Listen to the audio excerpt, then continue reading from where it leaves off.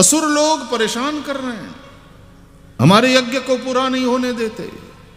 जैसे हम यज्ञ करते हैं आकर के अपवित्र पदार्थों का वृष्टि करते हैं, यज्ञ को नष्ट भ्रष्ट कर देते हैं। इसलिए हे राजा, मैं तुम्हारे पास मांगने आया हूं। विश्वामित्र जी वन में आश्रम बना करके रह रहे हैं, उनके साथ साथ अनेक ऋषि मुनि मिलकर के नित्य योग यज्ञ जप तप करते हैं, लेकिन मारीच सुबाहु से डरते हैं, क्योंकि वो आकर के यज्ञ को अपवित्र करते थे, भ्रष्ट करते थे। गाधि तनय मन चिंता व्यापी, विश्वामित्र जी के मन में चिंता हो गई कि मेरा यज्ञ अधूरा रह रहा है। याद रहे ये गाधित नहीं है, क्षत्रिय है, राजा रहा कर, राजा रहे, अब ऋषि बने। अब उन्होंने ये वाला मार्ग लिया, शस्त्र चलाना जानते हैं, युद्ध लड़े, लेकिन अब शास्त्र की शरण ले ली। और विश्वामित्र है, फिर वो किसकी हिंसा करे। विश्वामित्र, मेरे से किसी को अब भय नहीं। लेकिन लोग तो ऐसे विश्वामित्र के साथ भी वैर रखते हैं, कैसे रोके कुछ लोगों को।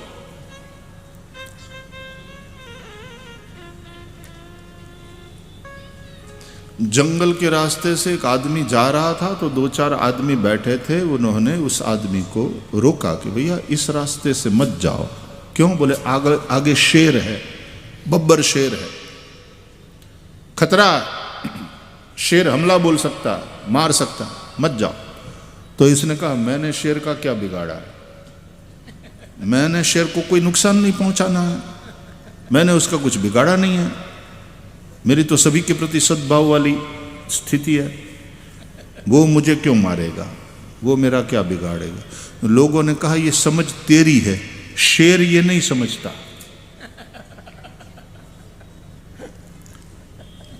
इसलिए सावधानी समझदारी अच्छी है।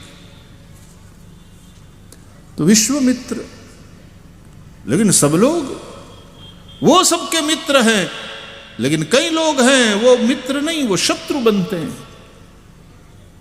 मारीच सुबाहु आते हैं, यज्ञ को अपवित्र करते हैं। अधूरा रह रहा था यज्ञ, विश्वामित्र जी के मन में चिंता हुई। सोचा हरि बिन मरहि न निशिचर पापी। भगवान ने अवतार लिया है, कहां? अयोध्या जी में, दशरथ जी के घर। एक बार तो थोड़ा है विश्वामित्र, लेकिन थोड़ा संकोच हुआ, क्योंकि वशिष्ठ जी वहां है गुरु के रूप में। भूतकाल आदमी का पीछा नहीं छोड़ता। टकराए हैं वशिष्ठ के साथ, बहुत बार टकराए। और विश्वामित्र और वशिष्ठ जी की टक्कर में इन सूर्यवंशी राजाओं ने जो भोगना पड़ा है, ये भी तपस्या है साहब, ये तपस्या है। खैर जाना पड़ेगा, जाता हूं अयोध्या, करी बिनती आनऊ दो भाई, प्रभु को ले आऊंगा, तब प्रभु की कृपा से मेरा यज्ञ पूर्ण होगा। चले विश्वामित्र अयोध्या जाने के लिए। बहुविधि करत मनोरथ जात लागी नहीं बार, करी मज्जन सरऊ जल गए भूप दरबार। मार्ग में सरजू जी में स्नान किया और विश्वामित्र अयोध्या पहुंचे।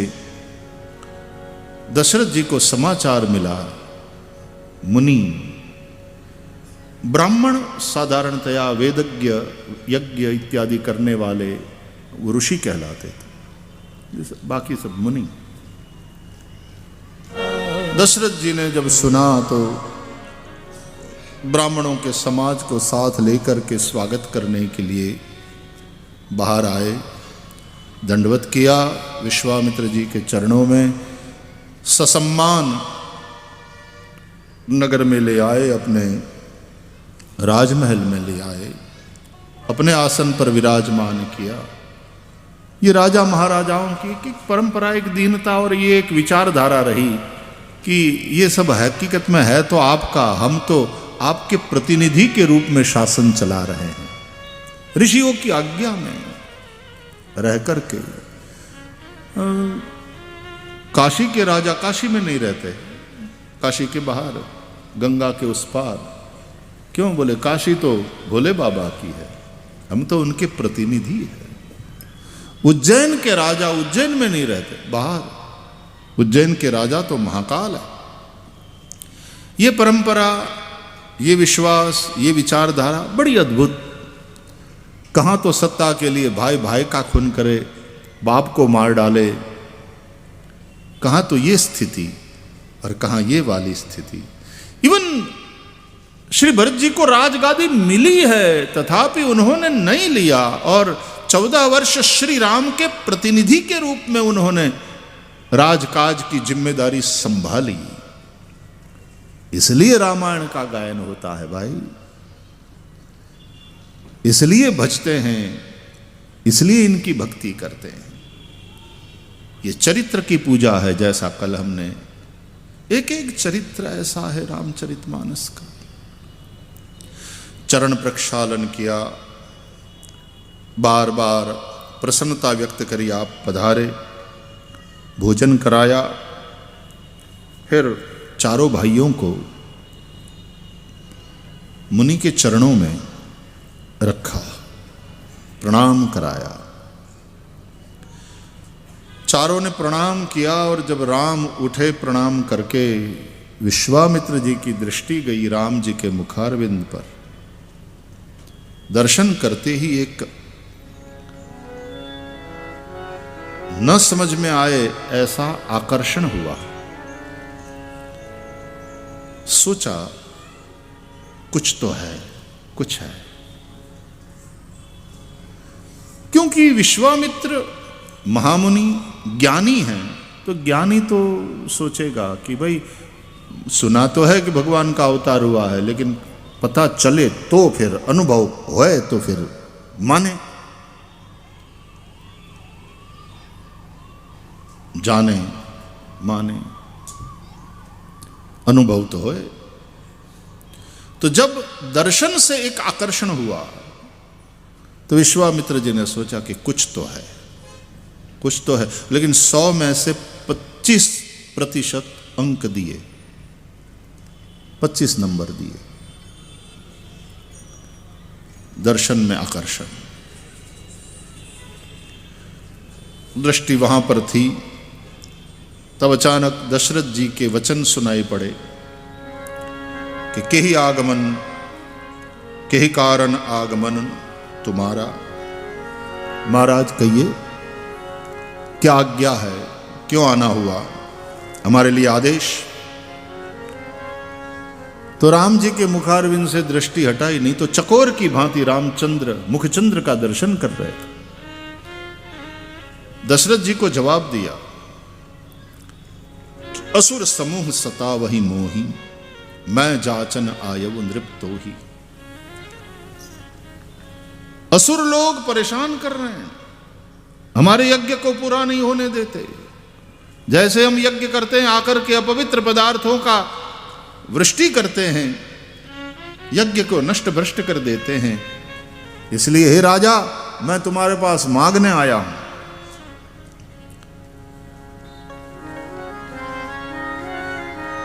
क्या? अनुज समेत देहु रघुनाथा। एक भाई के साथ राम दे दो, जिससे कि ये निशिचरों का नाश करे, मेरा यज्ञ पूरा हो। इतनी सी बात नहीं, बोले मैं होब सना था। इसका मतलब ये हुआ कि अभी तक वो अपने आप को अनाथ अनुभव कर रहे हैं। और वास्तविकता भी यही है कि सबका नाथ, जगत का नाथ जगन्नाथ, वो उसका जब तक साथ न हो तब तक सब अनाथ। ज्ञानी भी अनाथ है जब तक भगवान में उसका अनुराग न बने, एक भक्ति न बने। निशिचर बद में होब सना था। इतना सुनते ही राजा के मुख की जो प्रसन्नता है वो विलीन हो गई। देखकर विश्वामित्र बोले, देहु भूप मन हर्षित, तजहु मोह अज्ञान, धर्म सुजस प्रभु तुम को इनका अति कल्याण। राजन, हर्षित होकर के दो, मोह और अज्ञान को छोड़ो। तुम भेजोगे तुम्हारे इन दो पुत्रों को मेरे साथ मेरे यज्ञ की रक्षा करने के लिए, तो उससे तुम्हारा धर्म बचेगा।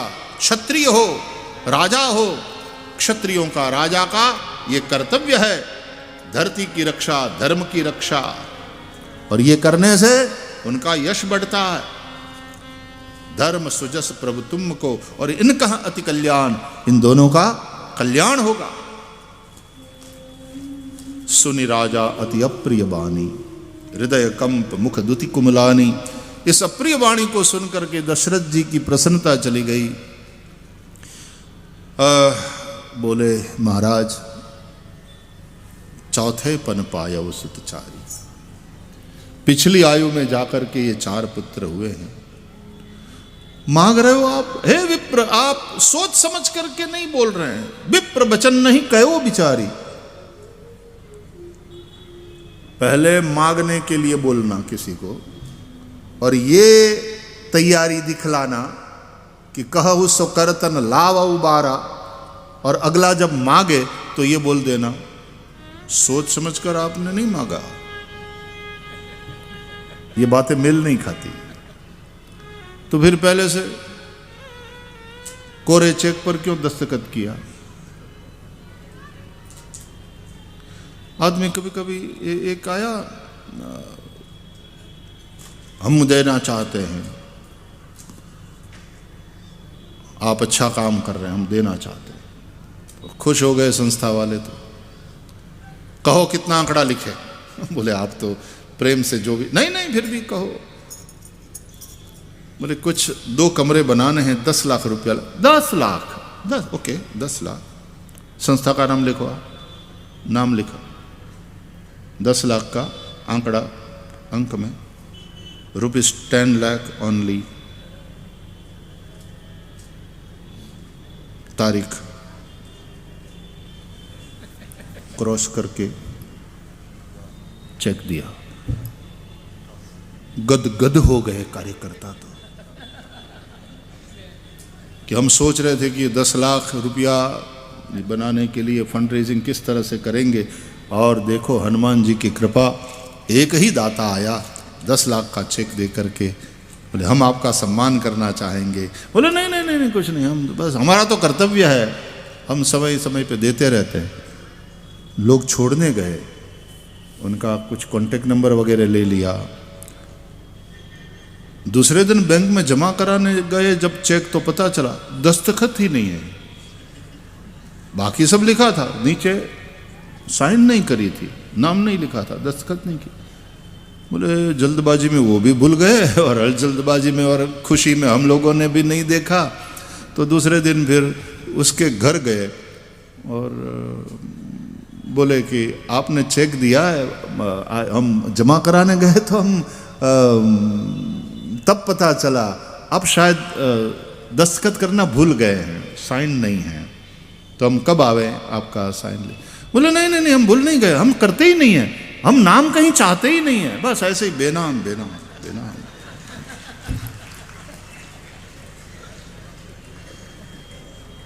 अरे भैया वहां मत नाम की कोई आशा रख, इसमें तो कर, नहीं तो रुपया कैसे आएगा?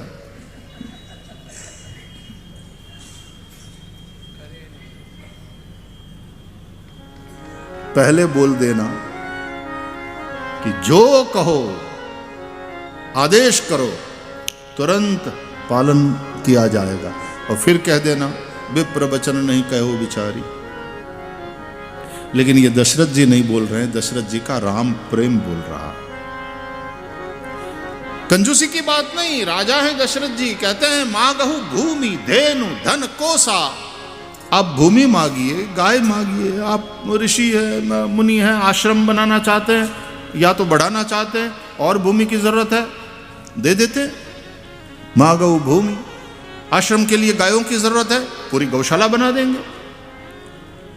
और पूरी गतिविधि चलाने के लिए धन की जरूरत है, वो भी दे देंगे, साइन करके चेक देंगे। धन, माँ गौ भूमि धेनु धन कोसा, आप मेरा सर्वस्व यदि मांग ले तो भी मैं सहर्ष देने के लिए तैयार हूं।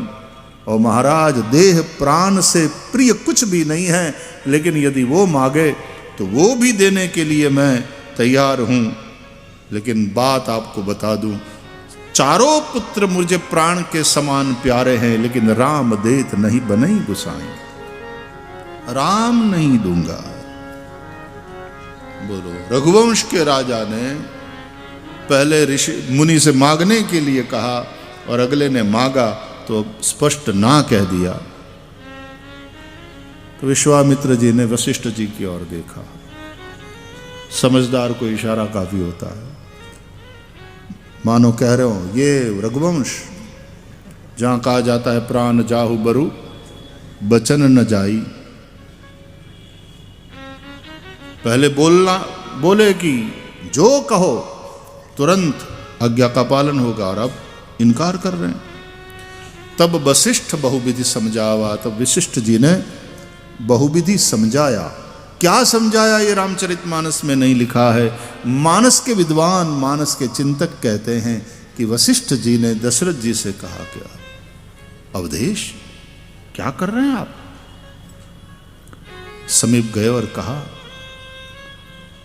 रघुवंश की परंपरा का तो गुरुदेव मैं समझ रहा हूं, लेकिन राम मांग रहे हैं मेरे से, मेरे प्राण मांग ले, देने को तैयार हूं। अरे सुनो, कितने पुत्र है? 4। कैसे ये 4 पुत्रों का प्रसाद मिला? बोले गुरुदेव, आपने पुत्र कामेष्टि यज्ञ कराया, उस यज्ञ के फल स्वरूप 4 पुत्र हुए। ठीक है, जिस यज्ञ ने आपको 4 पुत्र दिए, उसी यज्ञ की रक्षा के लिए केवल 2 मांग रहे हैं, 50% का दान नहीं कर सकते। अब गुरुदेव ने जब समझाया तो कोई दलील का अवकाश नहीं रहा। अति आदर दो तनय बुलाए, आदर पूर्वक दोनों पुत्रों को बुलाया। जब भी राम कहीं जाते हैं तो लखन ही साथ हो लेते हैं। श्री शत्रुघ्न जी भरत जी के साथ रहते हैं हमेशा, नहीं तो अनुज समेत, तो अनुज तो तीनों हैं राम के, लेकिन जाने की बात आई तो लखनलाल शेष ही साथ होते हैं। उसके कारण है, फिर ऐसे ही नहीं है कि लखन ही राम जी के साथ क्यों रहते हैं और शत्रुघ्न जी भरत जी के साथ ही क्यों रहते हैं। इसके कारण है। लखन जी साथ हो लिए, 2 तनय बुलाए, हृदय से लगाया, शिखाबंदी, बेटे विश्वामित्र महामुनि के यज्ञ की रक्षा के लिए तुम दोनों को जाना है। सुनिश्चित करना ऋषि का यज्ञ अच्छी तरह से संपन्न हो, हम क्षत्रियों का कर्तव्य है।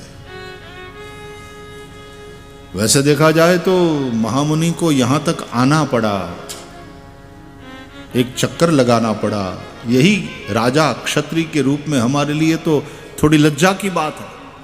नहीं तो समय समय पर राजा महाराजा जाते थे जंगलों में, ऋषियों के आश्रमों में, मुनियों के पास जाते थे, प्रणाम करते थे, कुछ भेंट लेकर के जाते थे, बैठते थे, थोड़ा सत्संग होता था, उनसे आशीर्वाद लेते थे, पूछते थे महाराज आपका साधन भजन ठीक चल रहा है ना, कोई बात की आवश्यकता हो तो बता देना, आपके साधन भजन में कोई विघ्न तो नहीं पहुंचा रहा। ये राजा का कर्तव्य बनता था। लेकिन राम प्रकट हुए हैं तब से दशरथ जी कहीं गए ही नहीं। राम जी के प्रति इतना अनुराग है। एक बच्चा क्या हो जाता है कि दफ्तर से सीधा छूट करके घर चला आता है, बाप नया नया बना हुआ। बच्चे बड़े प्यारे लगते हैं, बच्चा हो या बच्ची हो, टाइम पास करना अच्छा लगता है, याद आती। मां नहीं दूर रह सकती, बाप भी जल्दी दूर नहीं रह सकता नए नए बच्चे के प्रति। तो दशरथ जी का राम प्रेम है। जाओ सौंपे भूप ऋषि सुत बहुविधि देई असीस, जननी भवन गए प्रभु। भगवान ने, राम जी ने विश्वामित्र जी से आज्ञा लेकर माता के पास गए। दोनों भाई प्रणाम करने, आशीर्वाद लेने, माँ हम जा रहे हैं ऋषि के यज्ञ की रक्षा के लिए, पिताजी ने आज्ञा करी है। पहली बार है ये, पहला प्रसंग है कि राम इनको छोड़कर कहीं जा रहे हैं। राम वियोग का ऐसा एक बना समय, ऐसा प्रसंग बना, आंखों में आंसू आ गए। लेकिन कौशल्यादि माताओं ने कहा, क्षत्रियानी जिसके लिए बालक को जन्म देती है, पुत्र को जन्म देती है, वो अवसर आया है पुत्र। धर्म धरती की रक्षा करना कर्तव्य है। जाओ ऋषि के यज्ञ की रक्षा करो। शस्त्र ला करके दिए राम को। जो सीखे हो ना बेटा, अब तक जो साधना करी है, जाओ सेवा में लगाओ। इस तरह से माताएं अपने बच्चों को भेजती थी राष्ट्र रक्षा के लिए, धर्म रक्षा के लिए। गौ ब्राह्मण प्रतिपालक और राष्ट्र की रक्षा में अपने जीवन को समर्पित करने वाले ऐसे तेजस्वी राजा और उनकी संतान गए। सरजू जी तक सब छोड़ने गए। पुनः हृदय से लगाया दशरथ जी ने। सबकी आंखों में आंसू, जैसे राम बलराम और कृष्ण दोनों को लेने अक्रूर जी आए थे मथुरा से गोकुल। और 11 वर्ष के बाद, 11 वर्ष 52 दिवस कईयों के अनुसार, श्री कृष्ण और बलदाव गोकुल छोड़कर मथुरा जाते थे। और जिस तरह से गोकुल की दशा थी, अयोध्या में पहली बार ये प्रसंग आया है कि राम का वियोग हो रहा है। आंख में अश्रु के साथ विदा किया। विश्वामित्र जी को जैसे महानिधि प्राप्त हो गई। गए पैदल। आश्चर्य है कि चलो विश्वामित्र महामुनि हैं, वो तो पैदल पहुंचे अयोध्या, ठीक है, उनके पास कोई साधन नहीं। लेकिन दशरथ जी के पास साधनों की कौन कमी थी? वो तो रथ भेज देते।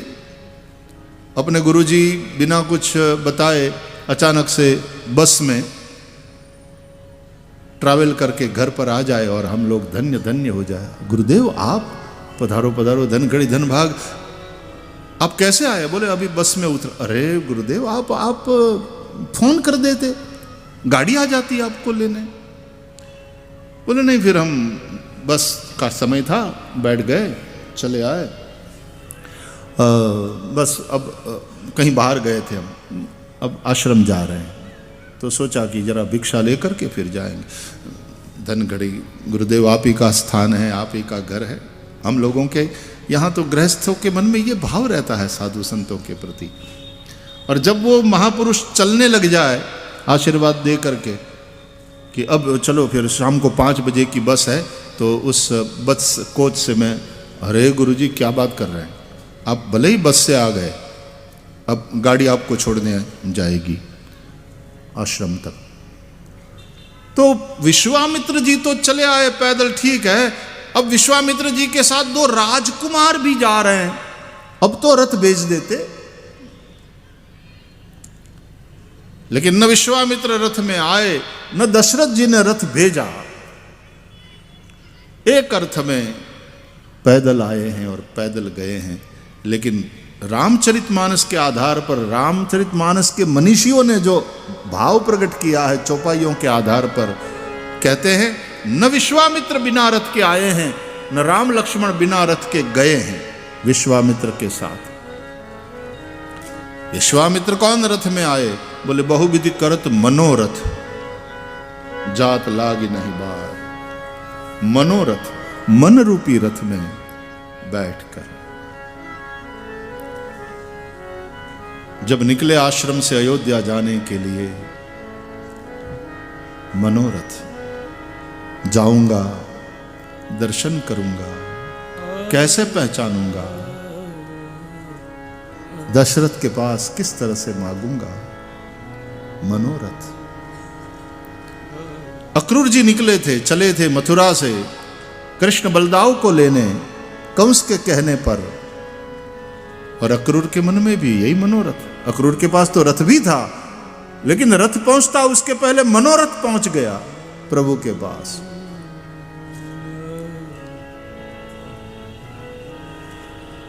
कंसो बताद्याकृतमेत्यनुग्रहम। कंस ने हकीकत में आज मुझ पर बड़ा अनुग्रह किया कि मुझे लेने के लिए भेजा। मैं अमंगलम नष्टम, आज मेरा अमंगल नष्ट हो गया। द्रक्षाम यद्य केशवम, आज मैं श्री कृष्ण का दर्शन करूंगा। तो कहते हैं बहुविधि करत मनोरथ जात लागे नहीं बार। इस प्रकार मनोरथ करते हुए, राम का चिंतन करते हुए, राम के विषय में सोचते हुए आश्रम से निकले थे, तो अयोध्या कब पहुंच गए पता भी नहीं चला। जात लागे नहीं बार। हम भी जीवन पथ के पथिक हैं, ऐसा मनोरथ करते हुए चले, राम का चिंतन करते हुए चले, तो 80-90 साल का जीवन पथ हंसते खेलते सेवामय भजनमय कैसे कट जाएगा पता भी नहीं चलेगा। इसलिए राम ना विसार बंदे, राम ना विसार बंदे, राम ना विसार बंदे, राम ना विसार बंदे, राम नाम विसार बंदे। खाली आना खाली जाना, इस जीवन का नहीं ठिकाना। खाली आना खाली जाना, इस जीवन का नहीं ठिकाना। जीवन के दिन 4 बंदे, जीवन के दिन 4 बंदे, राम नाम विसार बंदे, राम नाम विसार बंदे, राम नाम विसार बंदे, राम नाम विसार बंदे, राम नाम विसार बंदे, राम नाम विसार बंदे, राम नाम विसार बंदे, राम नाम विसार बंदे। बहुत वर्ष पूर्व पूज्य मुरारी बाबू की कथा में उनसे सुना था ये भजन। कथा श्रवण करते करते बहुत मिलता है, और हम तो पोस्टमैन का काम करते हैं, फिर बांटते रहते हैं। किसी महापुरुष का प्रसाद बांटा, अब तो सेव उसके ऊपर भी टिक्की लगा देते हैं। ब्रांडिंग, ब्रांडी और ब्रांडिंग में ही ठीक है, वर्तमान के व्यवसाय की तो ये बाध्यता हो सकती है, लेकिन सत्य पर क्या ब्रांडिंग। Universal truth. लेकिन किसी महापुरुष से एवं परंपरा प्राप्तम इमं राजर्षयो विदुहु। कृष्ण भी कहते हैं ऋषि भी बहुधा गीतम छंदो भी विविधय पृथक। लेकिन आनंद आता है जब यहां बैठा हूं तो पंडित प्रवर पूज्य रामकिंकर जी महाराज, साकेत धामवासी पूज्य रामकिंकर जी महाराज का स्मरण होता है। क्या मंथन किया महाराज श्री, उसमें से आपको प्रसाद दे रहा हूं, उसी प्रसाद का वितरण कर रहा हूं। पूज्य श्रीनाथ जी मिश्र वाराणसी, इन सबको सुनने का मुझे अवसर मिला है वहां सांदीपनी में आकर के। आज भी मुझे याद है कि यश्यांके च विभाति बुधर सुता पर बोले थे ना महादेव के, और फिर क्या नवो रस किस प्रकार महादेव के स्वरूप में है, उस पर अद्भुत प्रवचन किया था। पूज्य राजेश जी रामायणी,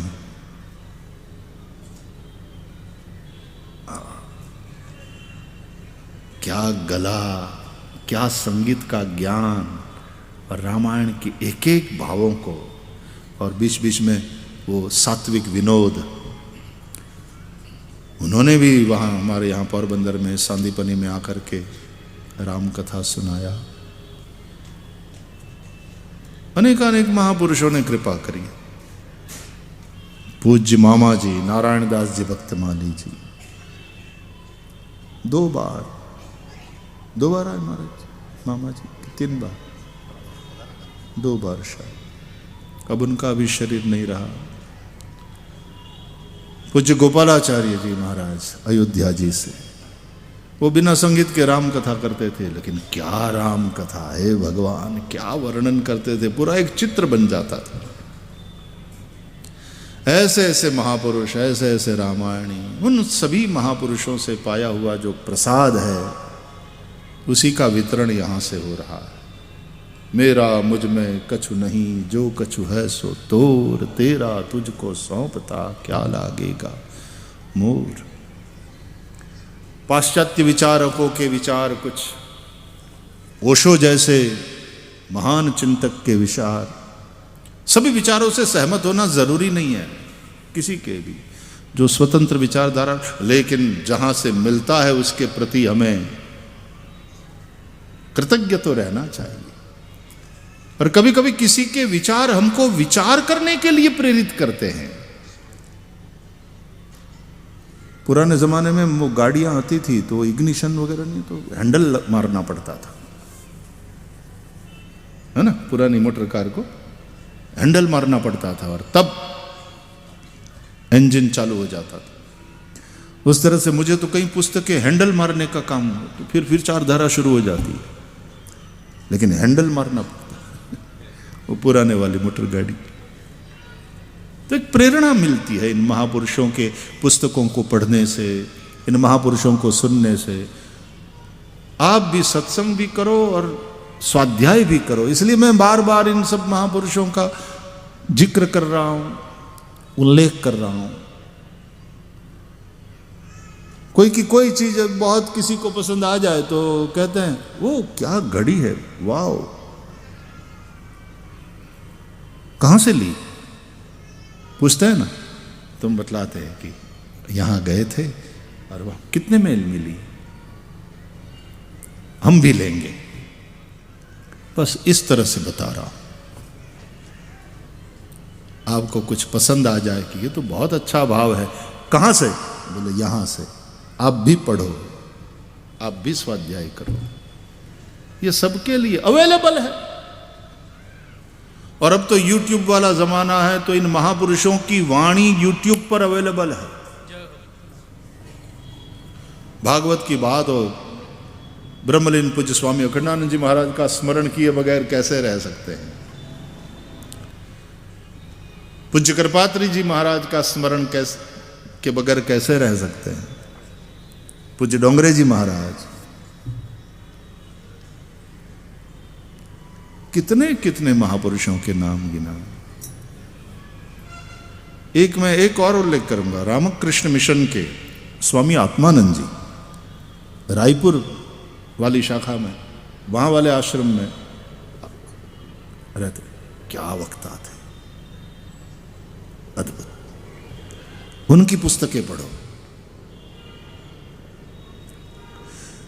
सच मानो, एक बार तुम्हें स्वाध्याय कि लत लग गई, लत कहता हूं, लत लग गई ना तो मोबाइल तुम्हारा एक तरफ रहेगा और मौज में रहोगे। इस स्वाध्याय में आनंद आएगा।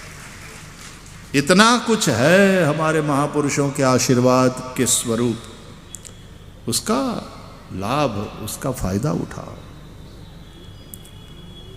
तो न विश्वामित्र बिना रथ के आए हैं, बोले बहुविधि करत मनोरथ, और न राम लक्ष्मण बिना रथ के गए हैं।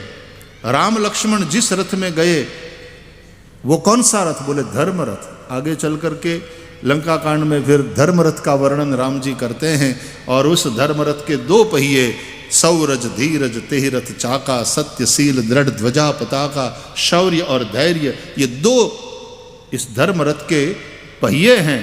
और राम और लक्ष्मण जब गए विश्वामित्र के साथ, तो तुलसीदास जी ने लिखा कि पुरुष सिंह दो वीर, वीर अंडरलाइन करो, पुरुष सिंह दो वीर, हर्षि चले मुनि भय हरन, कृपा सिंधु मति धीर, धीर अंडरलाइन करो, कृपा सिंधु मति धीर, अखिल विश्व कारण करन। तो वीर और धीर, वीरता धीरता, शौर्य और धैर्य दोनों पहिए, उसका उल्लेख तुलसीदास जी ने कर दिया। तो इस धर्म रथ में, क्योंकि ये धर्म है क्षत्रिय का, एक क्षात्र धर्म है, धर्म की रक्षा, देश की रक्षा, गो ब्राह्मण प्रतिपालक प्रभु चले विश्वामित्र जी के साथ। मार्ग में चले जात मुनि दीन दिखाई, सुनी ताड़का क्रोध करी धाई। ताड़का वन से गुजरे, ताड़का राक्षसी भयंकर थी, क्रोध करके वो आई, मुनि ने दिखाया, हे राम ये भयंकर राक्षसी ताड़का है, मारो इसको। आज्ञा मिली और भगवान श्री राम ने धनुष पर बाण चढ़ाया। 15 साल के हैं, 15 साल के हैं तुलसी जी के तिथि पत्र के अनुसार।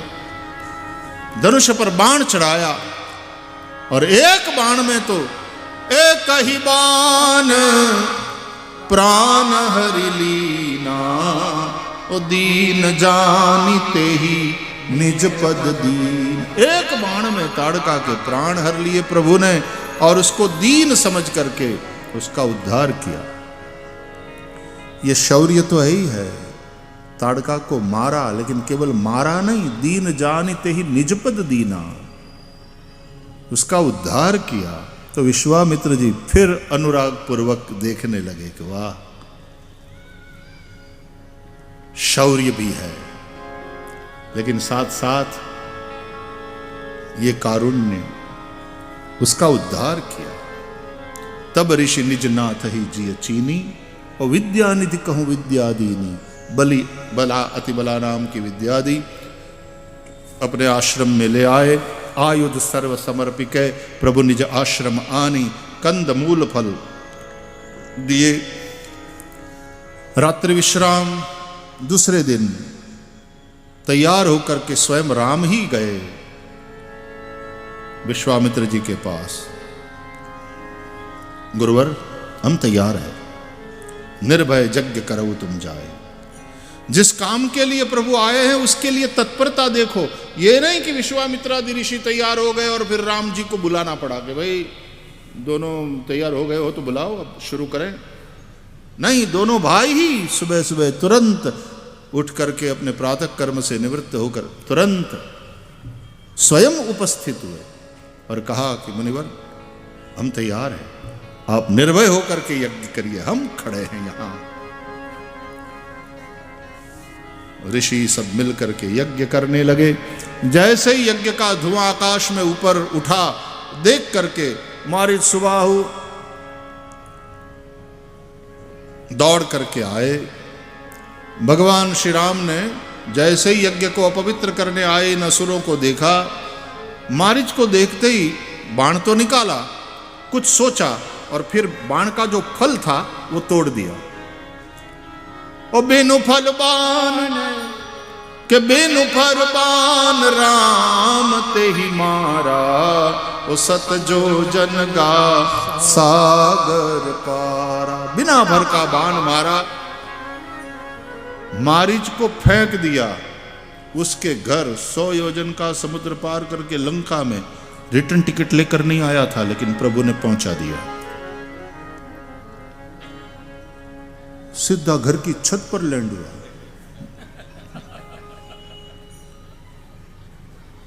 रावण ने देखा, मामा आओ। कहीं बाहर गांव गए थे, आप भी बाई एयर आए? हाँ, वहां जो गए थे पैदल, घर पहुंचे by air. Pavak sir Subahu पुनि मारा और अनुज निशाचर कटक संघारा। सुबाहु को अग्न्यास्त्र मारा और उसका उद्धार किया। लक्ष्मण जी ने बाकी सब राक्षसों का उद्धार किया। राक्षसों को मार करके और मुनि के यज्ञ को पूर्ण करके आज प्रभु प्रसन्न हैं और विश्वामित्र आदि सब ऋषि भी बड़े प्रसन्न हैं। कई वर्षों से अधूरा रह रहा यज्ञ आज पूरा हुआ। अस्तुति करहि देव मुनि जारी। सभी ऋषि प्रसन्न होकर के स्तुति करने लगे श्री राम की। समय हो गया है, आओ हम भी स्तुति करें। प्रभु को विश्वामित्र जी के आश्रम में ही रहने दें। लगता है बालकांड की कथा होगी। वैसे देखा जाए तो हर साल एक कांड की कथा करे तो भी 7 साल में पूरी होगी। हरि अनंत हरि कथा अनंता। श्री रामचंद्र कृपालु भज मन हरन भव भय दारुणम। नौमि जनक सुतावरम। श्री रामचंद्र कृपालु भज मन हरण भव भय दारुणम। नौमि जनक सुतावरम। नवकंज लोचन कंज मुख कर कंज पद कंजारुणम। नौमि जनक सुतावरम। नवकंज लोचन कंज मुख कर कंज पद कंजारुणम। नौमि जनक सुतावरम। भज दीन बंधु दिनेश दानव दैत्य वंश निकंदनम। भज दीन बंधु दिनेश दानव दैत्य वंश निकंदनम। रघुनंद आनंद कंद कौशल चंद दशरथ नंदन। श्री रामचंद्र कृपालु भज मन हरण भव भय दारुणम। नौमि जनक सुतावरम। नौमि जनक सुतावरम। नौमि जनक सुतावरम। श्री राम जय जय राम। श्री राम जय जय राम। श्री राम जय राम जय राम। श्री राम जय राम। श्री राम जय राम जय राम। राम जय जय राम। श्री राम जय राम जय राम। श्री राम जय राम जय जय राम। मंगल भवन मंगल हारी द्रवौ सो दशरथ अजिर विहारी। श्री राम जय राम जय जय राम। श्री राम जय राम जय जय राम। जय जय जय हनुमान गोसाई कृपा कर गुरुदेव की नाई। श्री राम जय राम जय जय राम। श्री राम जय जय राम। श्री राम जय राम जय जय राम। श्री राम जय राम जय जय राम। श्री राम जय राम जय जय राम। श्री राम जय राम जय जय राम। श्री राम जय राम जय जय राम। श्री राम जय राम जय जय राम। श्री राम